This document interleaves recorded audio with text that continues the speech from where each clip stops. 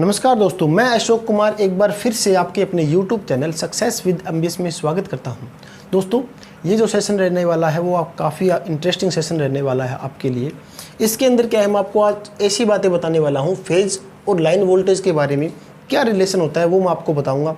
जितने भी technical student हैं इलेक्ट्रिकल इंजीनियरिंग के, जो कि टेक्निकल तैयारी कर रहे हैं, जैसे कि लाइनमैन, जेई और अदर जितने भी हमारे कंपटीशन एग्ज़ाम होते हैं टेक्निकल एग्ज़ाम के लिए, ये जो टॉपिक रहता है वो काफ़ी इंटरेस्टिंग टॉपिक रहेगा।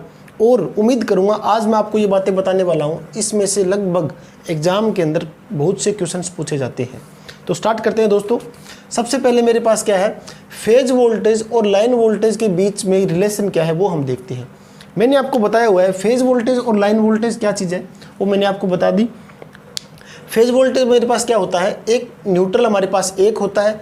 किसी भी एक फेज के बीच में हम वोल्टेज देखेंगे, न्यूट्रल और किसी भी एक फेज के बीच में जो वोल्टेज होगी वो होती है फेज वोल्टेज, जो कि हम घरों में यूज़ करते हैं।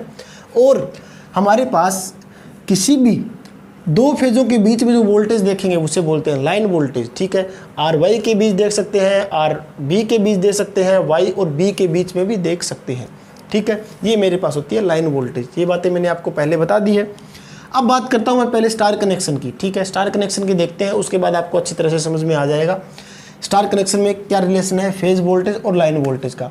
अब आपको मैंने पहले बताया हुआ है, इसके अंदर क्या है, मेरे पास जो लाइन करंट होता है वो बराबर होता है फेज करंट के स्टार कनेक्शन में। ठीक है, पहली बात आपको ये बात पता होनी चाहिए, जो कि मैंने पहले आपको बहुत बार बता दिया है। दूसरी बात, जो मेरे पास लाइन वोल्टेज होती है √3 होती है VPH के। ये बात हमें क्या है अभी सिद्ध करनी है, प्रूफ करनी है, ये √3 VPH क्यों होती है। ठीक है, ये बात हमें देखनी है इसके अंदर। तो हम सबसे पहले क्या करेंगे, हमारे पास एक स्टार कनेक्शन बना रखा है हमने।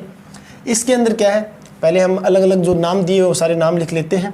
सबसे पहले मेरे पास ये वोल्टेज बनेगी, न्यूट्रल और एक फेज़ के बीच में वोल्टेज बनेगी, उसे बोलेंगे फेज वोल्टेज। तो मेरे पास ये जो फेज वोल्टेज है इसको मैंने नाम दे दिया ENR। ठीक है, न्यूट्रल और आर के बीच में। ठीक है दोस्तों, बिल्कुल आसान है, धीरे धीरे से मैं समझाऊंगा आपको, उम्मीद करूंगा समझ भी आएगा। अपने नोट्स साथ में बनाते रहना है। नेक्स्ट मेरे पास क्या है, न्यूट्रल और वाई के बीच में जो वोल्टेज है उसको नाम दे दिया मैंने ENY। ठीक है, और मेरे पास एक और इस साइड वोल्टेज है, मेरे पास फेज है, इस फेज का नाम दूंगा मैं EN। और कौन सी है मेरे पास, बी, जो मेरे पास दिया हुआ है फेज ENB मैंने लिख दिया। ठीक है, डायरेक्शन भी आपको दिखाई दे रही होगी किस किस तरह से डायरेक्शन जा रही है। अब बात करते हैं, अगर यहाँ पर करंट होगा हमारे पास, तो मेरे पास करंट मैंने मान लिया IR। ठीक है, यहाँ पर मेरे पास करंट होगा उसको मैंने मान लिया IY। अगर ये मेरे पास करंट बनेगा तो ये मेरे पास करंट बनेगा IB। ठीक है, नाम आसानी से लिख सकते हो, आपको सारी बातें दिखाई दे रही है इसके अंदर। अब क्या है, ये तो हमने क्या है फेज वोल्टेज सारी बना दी, हमें चाहिए लाइन वोल्टेज। और तो लाइन वोल्टेज बनाने के लिए सबसे पहले इन दोनों के बीच में जो वोल्टेज बनेगी वो मेरे पास ERY बनेगी। ठीक है, दो फेज के बीच में जो वोल्टेज है ये मेरे पास लाइन वोल्टेज है ERY। ठीक है दोस्तों, और मेरे पास आगे जो है एक ये वोल्टेज जो मेरे पास लाइन वोल्टेज है वो बनेगी E, यहाँ पर Y था, YB। ठीक है, ये मेरे पास EYB है दूसरी लाइन वोल्टेज। थोड़ा सा मैं इसको आगे करता हूँ क्योंकि समझने में आसानी रहेगी। और ये पूरी जो मेरे पास एक और वोल्टेज है, जो ये मेरे पास कौन कौन सा कनेक्शन है, ये मेरे पास है R, ये मेरे पास है Y, ये मेरे पास है B। अब इन दोनों के बीच में R और Y के बीच में जो वोल्टेज है वो मेरे पास है E, R और B। ठीक है, सॉरी, R और B के बीच में जो वोल्टेज है। ठीक है, उम्मीद करता हूँ ये जो मैंने पॉइंटिंग की है वो आपको अच्छी तरह से समझ में आ गया है। बिल्कुल ईजी है, सारी बातें आपको सामने दिखाई दे रही है। अब क्या करेंगे, हमारे पास जो कि सारी फेज वोल्टेज है, जैसे मैंने लिखा हुआ है ENR। ठीक है, बराबर है मेरे पास ENB, एक और फेज वोल्टेज है बराबर मेरे पास ENY। मान लिया मैंने ये सारी वोल्टेज जो फेज वोल्टेज है वो बराबर है मेरे पास, इसका नाम दे दिया मेरे पास ये सारी कौन सी है, फेज वोल्टेज है। ठीक है, जो मैंने ये नाम लिखे हैं ENR ये मेरी फेज वोल्टेज है, ENB ये मेरी फेज वोल्टेज है, ENY ये फेज वोल्टेज है। ये सारी मेरी कौन सी है, फेज वोल्टेज है। ठीक है, ये पॉइंट आपको याद रखना है, ये आगे काम आने वाला पॉइंट है, वेरी वेरी इंपॉर्टेंट है। ठीक है, जो कि हम आगे डेरिवेशन करेंगे उसके अंदर ये पॉइंट काम आएगा। तो यहाँ तक आपको उम्मीद करता हूँ समझ में आ रहा है। अब मेरे पास क्या दिया हुआ है, अगर मैं एक यहाँ पर लूप बनाता हूँ, ठीक है, उसके अंदर लगाऊंगा किरचॉफ्स वोल्टेज का नियम, ठीक है, KVL।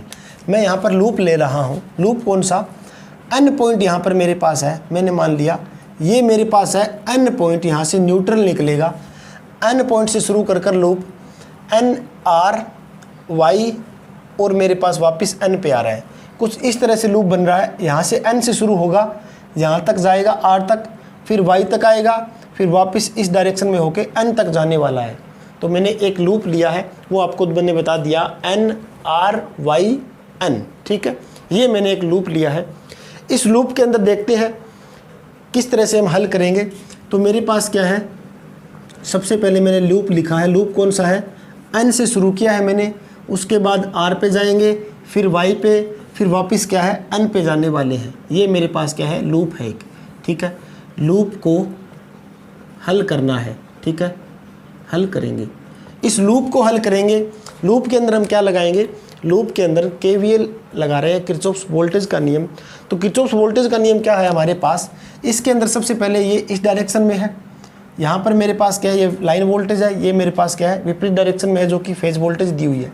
तो सबसे पहले मेरे पास क्या है, ENR जो दिया हुआ मुझे, ENR। ठीक है, उसके बाद क्या है, कुछ इस डायरेक्शन में ERY आ रहा है मेरे पास। ठीक है, दूसरी डायरेक्शन में मुझे दिया हुआ है, इसको जोड़ूंगा मैं ERY को। अब यहाँ से वापस जाएंगे N पर, तो ये विपरीत डायरेक्शन में दिखाई दे रहा है, तो इसको मैं ले लूँगा माइनस के अंदर, जो कि मेरे पास क्या है, ENY। ये बराबर होता है मेरे पास 0 के। उम्मीद करता हूँ ये पॉइंट आपको समझ में आ गया है। ठीक है दोस्तों, अब मेरे पास क्या है आगे, मुझे सिर्फ यहाँ से क्या है, फेज वोल्टेज एक साइड में रखनी है और जो लाइन वोल्टेज है उसको मैं एक साइड में करूँगा। तो आप देख सकते हो यहाँ पर फेज वोल्टेज कौन सी है, लाइन वोल्टेज कौन सी है, बिल्कुल आसानी से देख सकते हो। तो इसके अंदर क्या है, मेरे पास जो फेज वोल्टेज है वो मेरे पास कौन सी है, ENR ENY, ये मेरे पास है लाइन वोल्टेज। ठीक है, तो ENY जो है मेरे, सॉरी ERY है, ये है मेरे पास लाइन वोल्टेज, इसको मैं रखूँगा एक साइड में और दूसरी जो मेरे पास फेज वोल्टेज है उसको रखूँगा दूसरी साइड में। तो ये मेरे पास क्या है, ERY को मैंने रखा साइड में, इसको मैं उस साइड लेके आऊँगा तो ये प्लस में बनेगा ENY, इसको मैं इस साइड लेके आऊँगा तो ये मेरे पास माइनस में बनेगा ENR। उम्मीद करता हूँ यहाँ तक भी आपको समझ में आ गया होगा। ठीक है, ये सारा जो सॉल्यूशन हो रहा है, ये हो रहा है सारा वेक्टर के हिसाब से। ठीक है, ये सारी जो है मेरे पास, ये सारी सदिश राशि है, वेक्टर के हिसाब से मैं पूरा सॉल्यूशन कर रहा हूँ। इसके अंदर क्या है, अगर हम इनका सदिश जोड़ करें, अगर हम इस इक्वेशन का, ये जो मेरे पास इक्वेशन, अगर हम इसका सदिश जोड़ करते हैं, सदिश मतलब वेक्टर जोड़ करें, वेक्टर जोड़ करेंगे तो हमारे पास क्या बनेगा वो हम कुछ देखते हैं। ठीक है, यहाँ से हमारे पास वेक्टर जोड़ करने के बाद डायरेक्ट कुछ इस तरह से बनेगा, मैं यहाँ पर लिख रहा हूँ ये बातें, ERY बराबर में, ठीक है, ERY बराबर में मेरे पास क्या होगा, ENY, इसका क्या करना है मुझे, स्क्वायर, दूसरा मेरे पास ENR है, इसका मुझे करना है स्क्वायर, प्लस में 2 ENY। ठीक है, फिर मेरे पास क्या होगा, गुणा में ENR। ठीक है, ये आपको ध्यान रखना है, ये हम कर रहे हैं अभी इसका वेक्टर सम। तो उम्मीद करता हूँ यहाँ तक आपको समझ में आ रहा है। और जो एंगल बनेगा मेरे पास वो बनेगा cos 60 एंगल बनेगा इसके अंदर। तो इस पूरे का मुझे करना है वर्गमूल। ठीक है, यहाँ तक आपको ये बात आपको याद रखनी पड़ेगी, जो कि क्या है, मेरे पास जो ये वैल्यू दी हुई है ENY और ENR, यहाँ पर हम क्या है ENY का स्क्वायर करेंगे, ENR का स्क्वायर करेंगे, प्लस में 2 ENY गुणा में ENR। ठीक है, और ये मेरे पास क्या है कोस थीटा, जो कोस थीटा का एंगल क्या है 60 डिग्री हम ले रहे हैं यहाँ पर।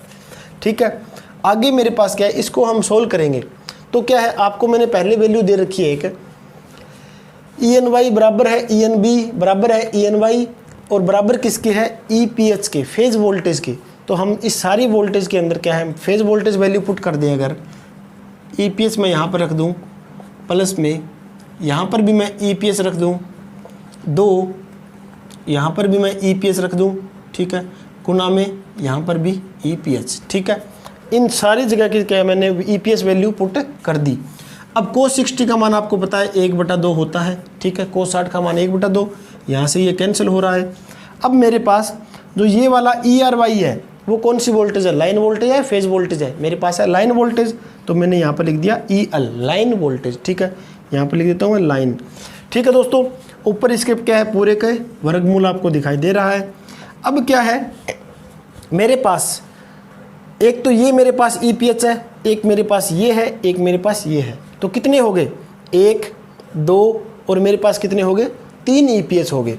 तो 3 EPH, ठीक है, 3 EPH मेरे पास क्या है, और EPH का इनका स्क्वायर भी है साथ में, तो 3 EPH का स्क्वायर बनेगा यहाँ पर, और ऊपर लगेंगे रूट। यहाँ पर क्या है मेरे पास, ये है लाइन। यहाँ तक आपको उम्मीद करता हूँ समझ में आ गया है जो भी मैंने किया है, ठीक है। अब क्या है, यहाँ पर मैं अगर अलग अलग इनका वर्गमूल करूँ, यहाँ पर √3 का अलग मैंने इसके ऊपर वर्गमूल लगा दिया, और गुणा में मेरे पास क्या है EPH रूट, और ये मैंने लगा दिया वर्गमूल, ठीक है। EPH का स्क्वायर ऊपर लगा दिया मैंने, रूट मतलब वर्गमूल लगा दिया।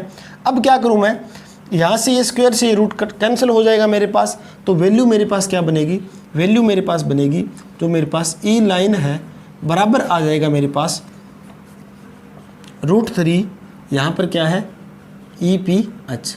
उम्मीद करता हूँ ये वाली वैल्यू आपको क्या है यहाँ पर सिद्ध करनी थी। जो लाइन वोल्टेज है वो बराबर होती है फेज वोल्टेज √3 के, तो हमारे पास क्या है, लाइन वोल्टेज बराबर है √3 फेज वोल्टेज के।